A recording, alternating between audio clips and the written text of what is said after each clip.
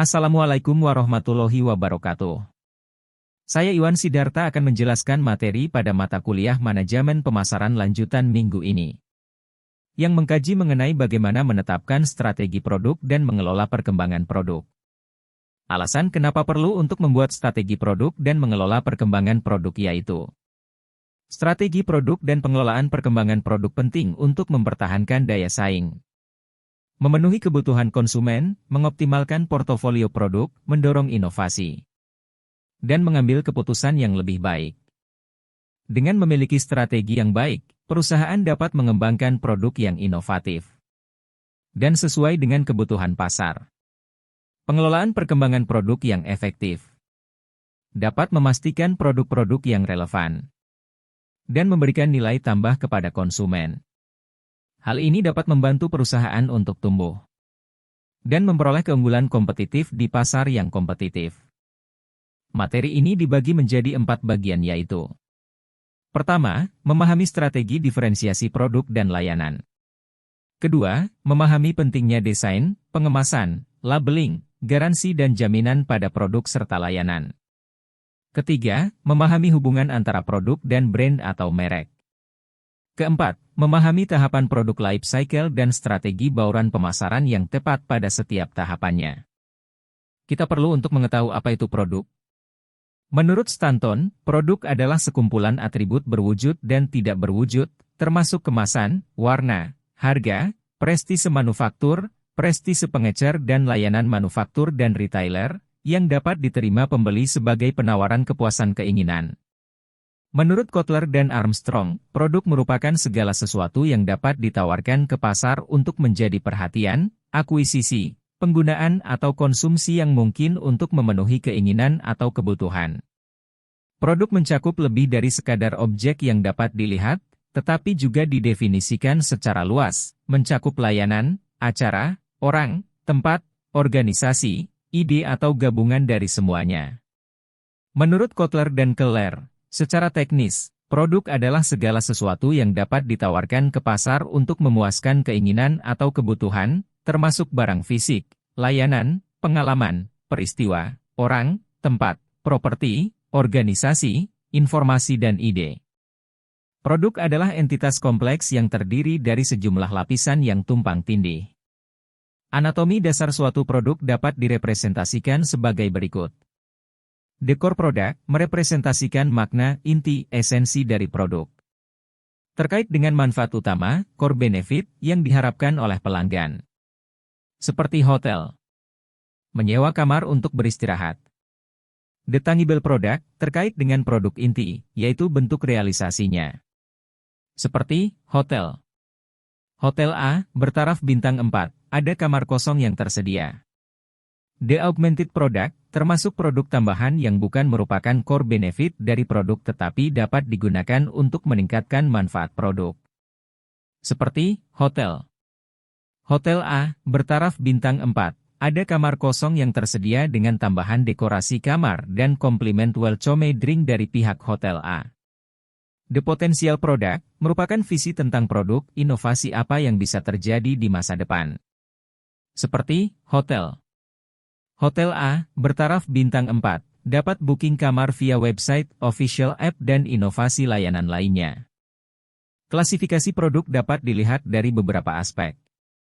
Pertama, kegunaan produk dapat dibagi menjadi 2 kategori, yaitu barang konsumsi yang digunakan langsung oleh konsumen akhir dan barang industri yang digunakan dalam proses produksi atau bisnis. Kedua, daya tahan produk dapat membedakan antara barang tahan lama yang dirancang untuk digunakan dalam jangka waktu yang lama dan barang tidak tahan lama yang memiliki umur pakai yang lebih singkat.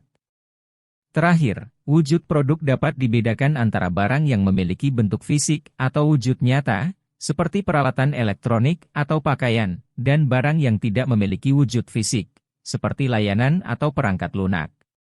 Klasifikasi ini membantu dalam memahami ciri-ciri dan karakteristik berbagai jenis produk di pasaran.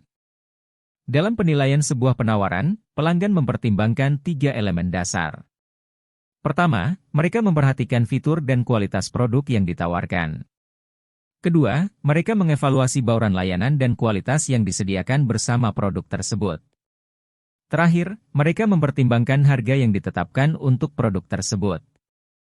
Produk perlu dibedakan karena untuk menjadi terkenal, sebuah produk harus memiliki keunikan yang membedakannya dari produk sejenis di pasaran.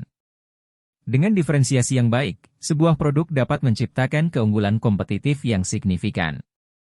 Hal ini dapat membuat produk tersebut untuk menarik perhatian konsumen, memenuhi kebutuhan unik mereka, dan menciptakan nilai tambah yang sulit ditiru oleh pesaing.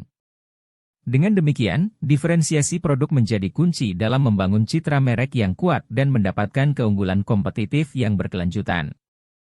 Beberapa diferensiasi produk seperti bentuk, fitur, kualitas kinerja, kualitas kesesuaian, daya tahan, keandalan, perbaikan, gaya atau mode, kustomisasi. Perbedaan produk berdasarkan pada fitur. Aspek yang menambahkan fungsi dasar dari produk. Seperti, smartphone Samsung Galaxy Series dilengkapi dengan fitur NFC untuk kemudahan transaksi. Beberapa diferensiasi layanan seperti kemudahan pemesanan, pengiriman, instalasi, pelatihan pelanggan, konsultasi pelanggan, perawatan dan perbaikan, pengembalian. Perbedaan layanan berdasarkan pada pengembalian. Pengembalian yang dapat dikendalikan dan pengembalian yang tidak dapat dikendalikan. Seperti, IKEA menawarkan kebijakan pengembalian produk langsung ke store IKEA sesuai dengan prosedur yang mudah, cepat dan solutif. Desain. Menurut Kotler dan Keller, desain adalah keseluruhan fitur yang memengaruhi cara produk terlihat, terasa dan berfungsi bagi konsumen. Selain itu, desain menawarkan manfaat fungsional dan estetika serta menarik bagi sisi rasional dan emosional manusia. Desain memberikan pengaruh yang kuat dalam kategori produk. Menjadi pemimpin desain merupakan nilai tambah bagi produk. Dalam budaya yang berorientasi visual, transmisi makna pemosisian merek melalui desain sangatlah penting. Bagi produk dengan durabilitas tinggi, desain berperan sangat penting. Desain dapat mengubah persepsi konsumen untuk membuat pengalaman merek menjadi lebih bermanfaat. Desain lebih dari sekedar kreativitas, atau fase dalam menciptakan produk, layanan, atau aplikasi. Ini adalah cara berpikir yang dapat mengubah seluruh perusahaan. Pengemasan. Menurut Kotler dan Keller, pengemasan mencakup semua kegiatan merancang dan memproduksi wadah untuk suatu produk. Pengemasan mungkin dilakukan hingga 3 lapis kemasan, mulai dari lapis kemasan primer, sekunder dan pengiriman sebagai lapisan kemasan terluar. Secara formal, pengemasan harus mencapai sejumlah tujuan, yaitu mengidentifikasi merek, menyampaikan informasi secara deskriptif dan persuasif, memfasilitasi transportasi dan perlindungan produk, membantu penyimpanan dan membantu proses konsumsi produk. Terdapat beberapa hal yang perlu diperhatikan pada brand dan pengemasan seperti warna. Warna memiliki beberapa karakteristik tertentu, seperti warna merah yang melambangkan kegembiraan, energi, gairah, keberanian dan tegas. Warna hitam yang dianggap klasik, kuat dan keseimbangan. Warna putih yang berkonotasi dengan kemurnian, kepolosan dan kebersihan. Labeling. Menurut Kotler dan Keller, label dapat berupa teks sederhana yang terlampir atau gambar yang sengaja dirancang dengan rumit yang merupakan bagian dari kemasan. Pada label mungkin terdapat informasi lengkap mengenai produk, atau hanya nama mereknya saja. Yang mempunyai fungsi mengidentifikasi produk dan atau brand. Menjelaskan produk. Mempromosikan produk melalui grafis yang menarik. Jaminan dan garansi. Menurut Kotler dan Keller, jaminan merupakan pernyataan formal tentang kinerja produk yang diharapkan oleh manufaktur, sebagai produsen, perusahaan penjual. Garansi berfungsi untuk mengurangi risiko yang dirasakan pembeli. Garansi menyarankan bahwa produk tersebut berkualitas tinggi dan perusahaan serta kinerja layanannya dapat diandalkan. Garansi dapat sangat membantu ketika perusahaan atau produk tidak dikenal luas atau ketika kualitas produk perusahaan lebih tinggi dari kompetitor. Keterkaitan produk dan brand.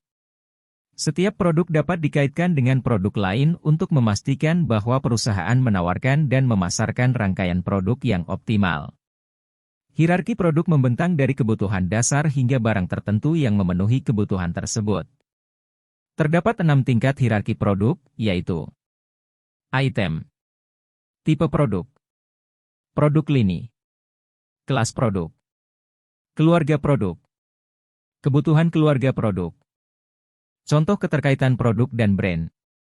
Noodle memiliki beberapa produk seperti Indomie, Supermie, Sarimi, Popmie, Sakura, mie telur cap 3 ayam. Contoh keterkaitan produk dan brand. Analisis lini produk dilihat dari penjualan dan keuntungan. Setiap portofolio produk perusahaan berisi produk dengan margin berbeda. Gambar yang saudara lihat ini menunjukkan laporan penjualan dan laba untuk 5 item dalam satu lini produk. 2 item pertama menyumbang 80% dari total penjualan dan 60% dari total keuntungan. Jika kedua item tersebut tiba-tiba dirugikan oleh kompetitor, maka penjualan dan profitabilitas lini produk bisa menurun. Juga bisa dilihat dari gambaran pemetaan pasar. Contoh keterkaitan produk dan brand. Tujuan perusahaan memengaruhi panjang lini produk. Salah satu tujuannya adalah untuk menciptakan lini produk yang diharapkan mampu mendorong penjualan. Seperti analisis lini produk dilihat dari panjang produk lini dapat menggunakan pendekatan strategi. Peregangan garis, pengisian garis, modernisasi jalur, menampilkan pemangkasan. Contoh keterkaitan produk dan brand. Dalam penetapan harga bauran produk, perusahaan mencari sekumpulan harga yang diharapkan dapat memaksimalkan keuntungan pada bauran produk total. Seperti analisis harga bauran produk. Kita dapat membedakannya dalam 6 situasi yang menuntut penetapan harga pada bauran produk. Penetapan harga lini produk. Penetapan harga fitur opsional. Penetapan harga produk tawanan. Penetapan harga 2 bagian. Penetapan harga produk sampingan. Penetapan harga bundling produk. Menurut Kotler dan Keller, merek bersama merupakan 2 atau lebih brand terkenal digabungkan menjadi produk bersama atau dipasarkan bersama dalam beberapa cara atau beberapa waktu. Sedangkan merek bahan merupakan menciptakan ekuitas merek untuk bahan, komponen, atau bagian yang terkandung dalam produk bermerek lainnya. Menurut Kotler dan Armstrong, siklus hidup produk merupakan aliran penjualan dan keuntungan produk selama masa pakainya. Penentuan posisi dan strategi diferensiasi perusahaan harus berubah seiring dengan perubahan produk, pasar dan pesaingnya selama siklus hidup produk. Karena produk memiliki siklus hidup, maka perlu untuk memperhatikan 4 hal, yaitu produk memiliki masa pakai yang terbatas. Penjualan produk melewati tahapan yang berbeda, masing-masing tahapan memberikan tantangan, peluang dan masalah yang berbeda kepada perusahaan. Keuntungan naik dan turun pada berbagai tahap siklus hidup produk. Produk membutuhkan strategi pemasaran, keuangan, manufaktur, pembelian dan sumber daya manusia yang berbeda di setiap tahap siklus hidup. Secara umum terdapat 5 tahapan dalam siklus hidup produk. Pengembangan produk. Perkenalan. Pertumbuhan. Kematangan. Penurunan. Pada tahapan pengembangan produk, perusahaan dapat menggunakan strategi pemasaran. Keuntungan dalam posisi negatif atau rendah, beban promosi berada pada posisi rasio tertinggi karena kebutuhan akan pemberian informasi pada pelanggan potensial, percobaan terkait produk dan mengamankan jalur distribusi. Pada tahapan pertumbuhan produk, perusahaan dapat melakukan mengembangkan kualitas produk dan menambahkan fitur baru dan menambahkan model baru dan produk pendukung. Memasuki segmen pasar yang baru, meningkatkan cakupan distribusi. Komunikasi preferensi dan loyalitas serta menurunkan harga. Pada tahapan kematangan produk, perusahaan dapat melakukan modifikasi pasar, produk dan program pemasaran. Pada tahapan penurunan produk, perusahaan dapat melakukan harvesting, menjual produk pada perusahaan lain dan melikuidasi brand. Kita dapat melakukan strategi pemasaran berdasarkan pada siklus daur ulang produk. Contoh siklus daur ulang produk Apple seperti yang saudara lihat. Demikianlah materi pemasaran lanjutan minggu ini. Bahasan lebih dalam akan kita bahas pada Google Meet. Wabillahi taufik wal hidayah. Wassalamualaikum warahmatullahi wabarakatuh.